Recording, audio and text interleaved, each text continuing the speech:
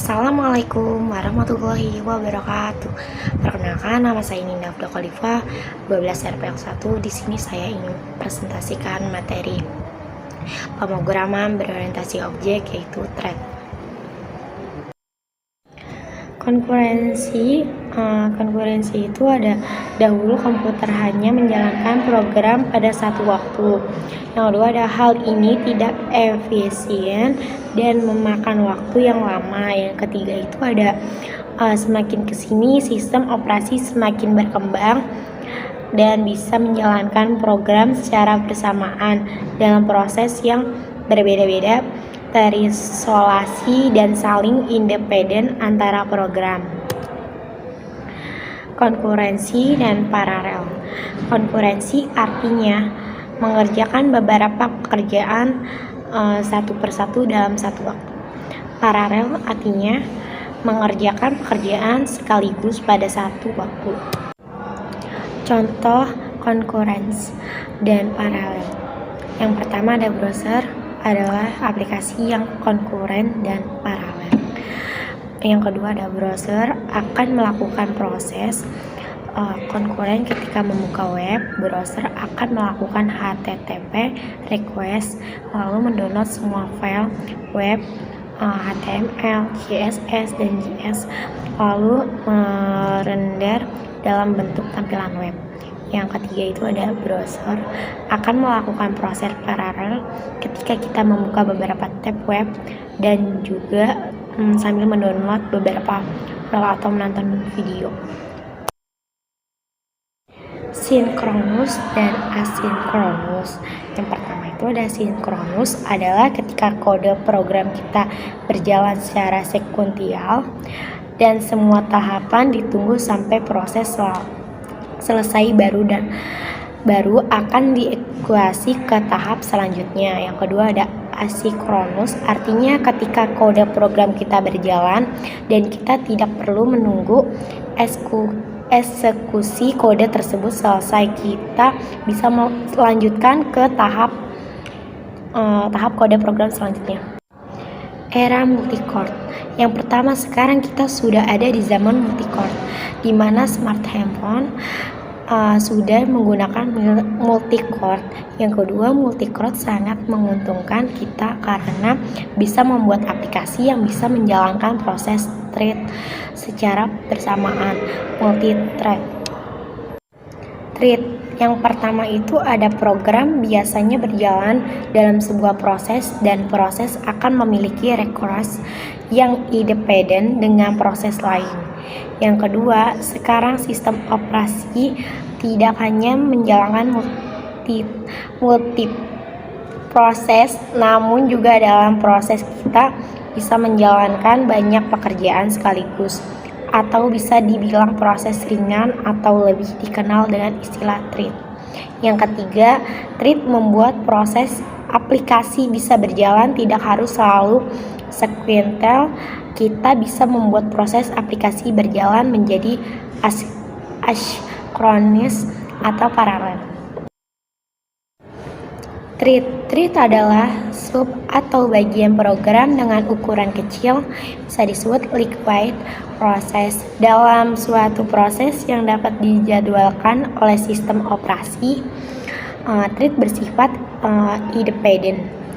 Yang ketiga, hal ini berarti suatu thread dapat dihentikan atau diistirahatkan tanpa harus menghentikan subprogram atau thread yang lainnya. Yang keempat ada multi-threading, menjalankan beberapa thread dalam waktu bersamaan. Yang kelima, setiap program Java memiliki paling tidak satu thread atau main thread. Yang keenam ada thread direpresentasikan oleh kelas bernama thread di pack Java-Lang. Multi-threading dan multi-processing. Yang pertama itu ada multi-threading. Nah, multi-threading itu ada beberapa thread berbagi alamat memori yang sama. Yang kedua ada merupakan subproses yang ringan atau lightweight. Nah, tiga ada biaya atau proses komunikasi antara thread rendah. Yang ketiga konteks switching, perpindahan dari satu thread ke thread lainnya berlangsung cepat. Yang kedua itu ada multiprocessing. Setiap proses memiliki alat sendiri di memori. Yang kedua itu ada proses High-Wix proses. Yang ketiga itu ada biaya komunikasi antara proses tinggi. Perpindahan dari satu proses lainnya membutuhkan beberapa waktu. Thread life cycle. Yang pertama itu ada new, kondisi ketika kita telah membuat instance dari kelas thread namun belum memanggil method start buka kurung tutup sehingga belum dapat menjalankan perintah apapun. Yang kedua itu ada runnable atau ready to run. Ada thread yang sudah siap untuk dieksekusi tetapi masih belum ada kesempatan untuk melakukan kondisi ketika method start buka atau tutup kurung telah dipanggil, tetapi thread sekunder belum memilih thread tersebut untuk menjadi thread berjalan. Yang ketiga itu ada running. Pada tahap ini metode run buka kurung tutup akan dieksekusi dan aktif. Yang keempat itu ada waiting. Kondisi ketika thread masih aktif namun tidak memenuhi syarat untuk running. Contohnya ketika metode sleep buka tutup kurung sedang memanggil. Yang kelima itu ada dead atau terminate. Kondisi ketika thread berhenti berjalan, yaitu setelah selesai dan keluar dari run buka kurung tutup metode. Prioritas thread. Yang pertama itu ada min underscore priority, artinya thread dengan nilai prioritas 1 atau rendah.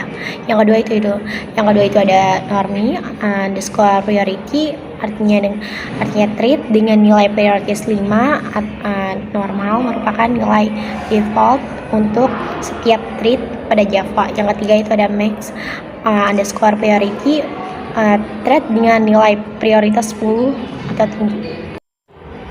Membuat thread. Yang pertama itu ada menggunakan class thread.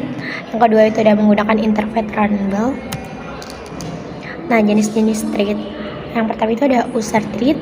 Thread yang dibuat oleh aplikasi atau user dan memiliki nilai prioritas tinggi. Thread ini adalah thread utama yang dijalankan. Yang kedua ada diamond thread. Artinya thread dengan prioritas rendah.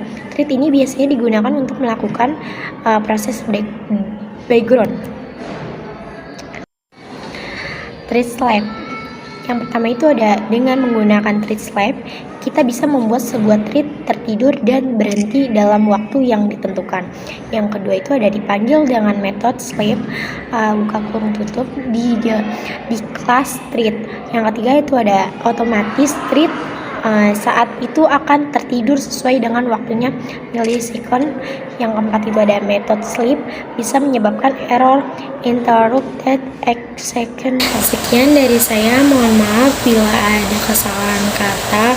Semoga bermanfaat untuk kita semua. Terima kasih. Wassalamualaikum warahmatullahi wabarakatuh.